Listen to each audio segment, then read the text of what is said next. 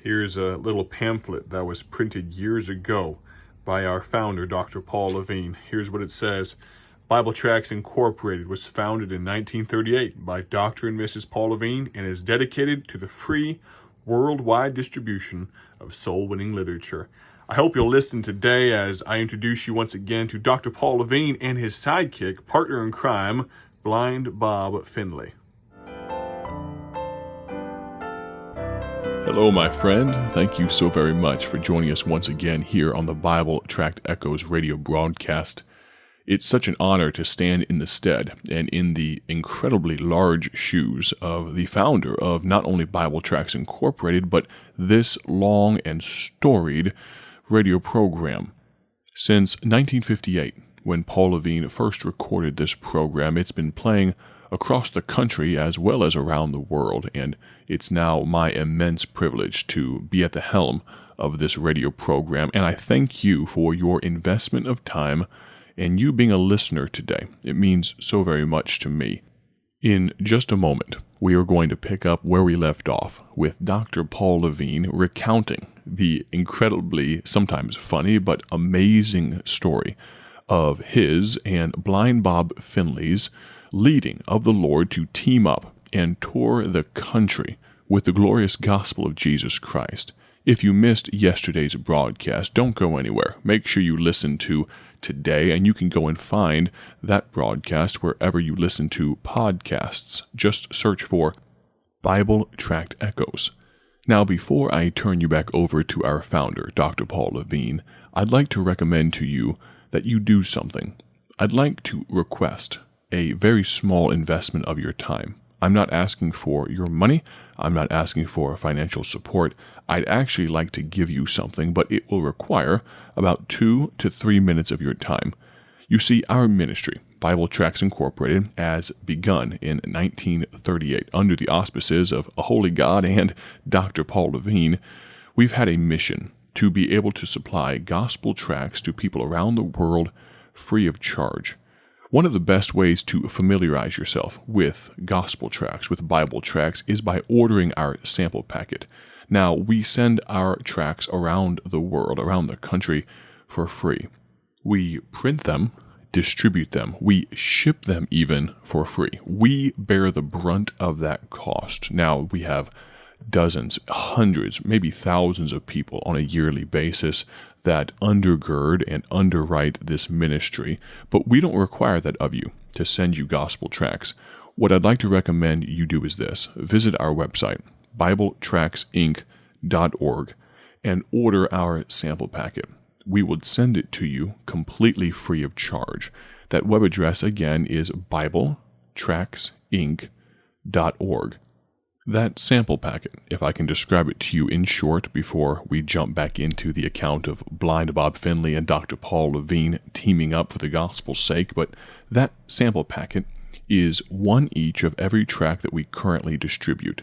You can receive that in the mail within just a couple of days, and I'd love for you to look through and peruse those offerings and consider which gospel tracts God would want you to use in your daily life. Now, thank you so very much for listening. I'll leave you with the good stuff. This is Dr. Paul Levine. And after the service one night, we discussed the idea of teaming up. Now, this was in November 1933, in the depths of the Depression. So I said, well, I'll tell you, Bob. I said, I don't know if it'll work out for us to be a team or not. And I said, we'll pray about it and think about it. We'll see how it goes.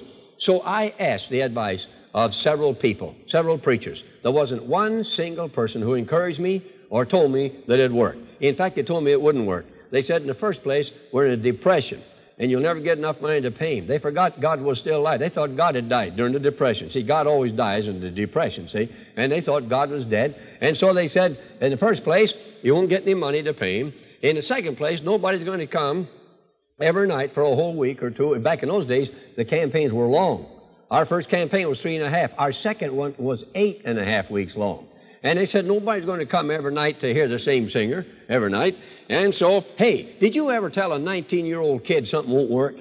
You try it sometime. You tell a 19-year-old kid something won't work. You know what he'll do? He'll do his dead level best to make it work. It's just to prove you're wrong. So I said to myself, how do they know? They never tried it. So I said, tell you what I'll do, I'll at least try it. I'll try it. And if it doesn't work, we don't have anything to lose. So I said, okay. Now I said, I don't have any money to pay you, but if you're willing to trust the Lord like I do, then I said, we'll give it a try when we have an opportunity. Well, I was 100% better than he was doing right then because he'd run out of concerts. They'd kicked this fellow off the air he was working for, and Bob was doing concert work, and the concert work was dropping off. And so he said, all right. Well, I said, the next campaign I have where they'll take you along, I said, I'll call you up. You're free. I'll come and get you. I went to Colchester, Illinois, and you folks who got our songbook, you'll see inside the front cover a picture of this church and what we looked like in 1934.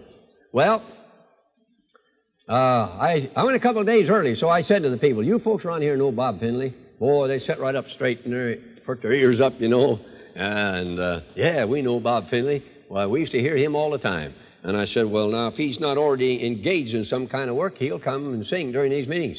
If you want him, if you'll feed him, that's what, before I knew how much he ate. But I said, if you don't mind feeding him. Then they said, no. There are a lot of farmers around there. They said, and a lot of chickens running loose. And so they said, yeah, we'll feed him. And so, okay, so you go get him. Well, he was free, so I borrowed a car from a fellow, and I got some gasoline from another guy, and we took off. And you say, why didn't you drive your own car? You should have seen it. It was an air-conditioned Chevrolet. It was air-conditioned in the wintertime, too. It was 1927 model. It was one of those old cars, if you ever remember a 1927 Chevy, every time that car stood for more than an hour, you'd have to prime the oil pump to get the oil pump to work. See? Every time the thing stood an hour. That meant after every service, every morning, if you take Bob to eat, after every meal. And the way you do it, you start the motor, and then you unscrew the oil line underneath the dash. Then you stick your head under there and get your mouth on the oil line and suck on it until you get a big mouthful of black oil. Then you hurry up and screw that thing back on there. Then you get a little bit of oil pressure. And then you'd have to roll the window down and squirt that black oil out of your mouth. And I was always afraid some deacon would come along and swear the evangelist is doing tobacco. And I was just afraid to drive that car that far, so I borrowed a car, and we took a fellow with me. We went up and got Bob, and before we left his folks' house, where he was then, he had his billfold out. Now, billfolds can be interesting business, especially the other fellers. You know what's in yours, but who knows what that other guy might have in his. So old Bob's standing there counting all the kale, you know. And I'm a little taller than he is, so I slipped over and shut one eye and aimed, and I looked over his shoulder. You know what he had in there? He had 14 $1 bills. This was in a depression, brother. I had just finished a month's campaign in Davenport, Iowa, and for that month they gave me $7 and some cents. This old boy had 2 months' salary right there. I said, that's the kind of a singer to have. You get one that's loaded in case you get hungry, you know. So we started off to go back to Colchester, and on the way we had to go through Monmouth. And as we went through Monmouth, I said, now, this is where Bob and I met, and we ought to celebrate. And I said, we'll go in here and we'll go get us ice cream soda, and Bob will be glad to pay for them. I knew he had the money, boy. And that's the first night on a new job, and he's scared to say no. So he bought us each a soda. That's the way we got started. And we just started off this way, ribbing each other and writing each other. We do that all the time now. And some people think we're fussing and fighting and about to bust up. And I got people all over this country mad at me because they think I'm mean to Bob. If I had time, I could tell you some real interesting stories about this. And they see us going real fast down the street, and they say, look at that man dragging that blind man around like that. What? And see, what they don't know is that he's pushing me, see? And when we come to stairs, we never slow down. And not only that, but when we come to some stairs and we're going down, I tell him we're going up. And when we're going up, I tell him we're going down. And that scares the women nearly half to death. They think he's going to get his neck broke. See? But the reason I tell him that is because he's so contrary, you got to tell him to do wrong to get him to do right. And well, I'll tell you what, folks, we got some signals worked out, see? And one fellow who was mad at me for 4 years, he told me, said he was confessing this to me. It was our second campaign in the church. He said, you preach that we ought to get right with each other. I said, I think you and I got to get something settled. And he said, ever since you were here last 4 years ago, he said, I've been mad at you. I said, what about? What did I do to you? He said, nothing to what you did to me. He says, what you did to, the way you treat Bob. I said, how did I treat Bob? Oh, he said, you came to our place, you got out of the car, and you raced across the barnyard real fast. You came up the front steps and never even told him where the steps were. And I think maybe I put some dill pickles in Bob's ice cream or something in the meal, you know. We do that sometimes. And maybe he didn't like that. And so when we left, we went across the... He said, you went right across that front porch. We went right down those steps and didn't even slow down. He said, you didn't tell Bob where those steps were. He said, that didn't set good with me. I haven't liked you ever since. I grinned at him. You know, he should have done this 4 years sooner. He wouldn't have to be mad at me 4 years for nothing. I said, you know something? I said, isn't it strange to you that we were going so fast, we approached those steps going up, and I didn't tell him where those steps were, and he didn't even stumble.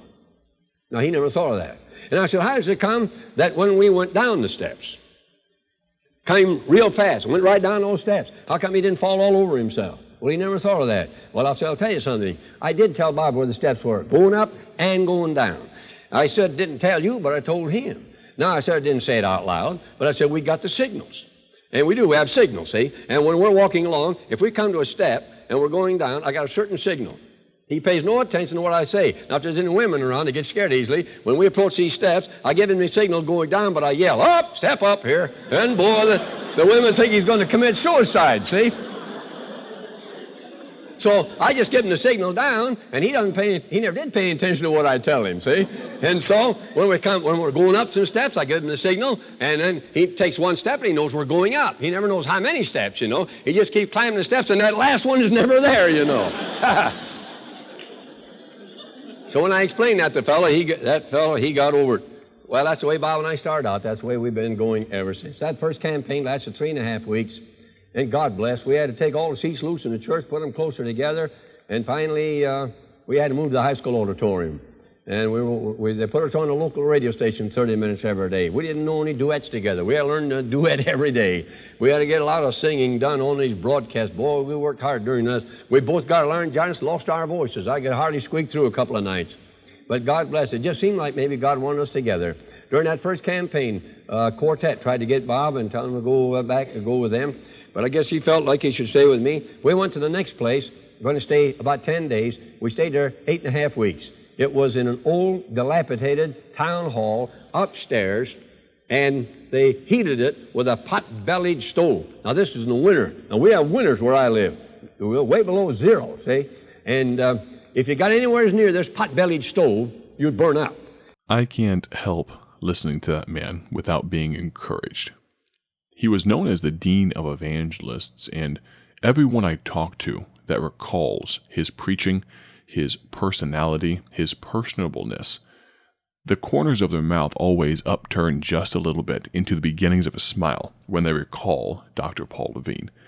I'd love for you to join us tomorrow as we continue listening to Dr. Paul Levine. Before you go anywhere else, though, make sure you order our sample packet from BibleTractsInc.org. Have a great day for His glory. God bless.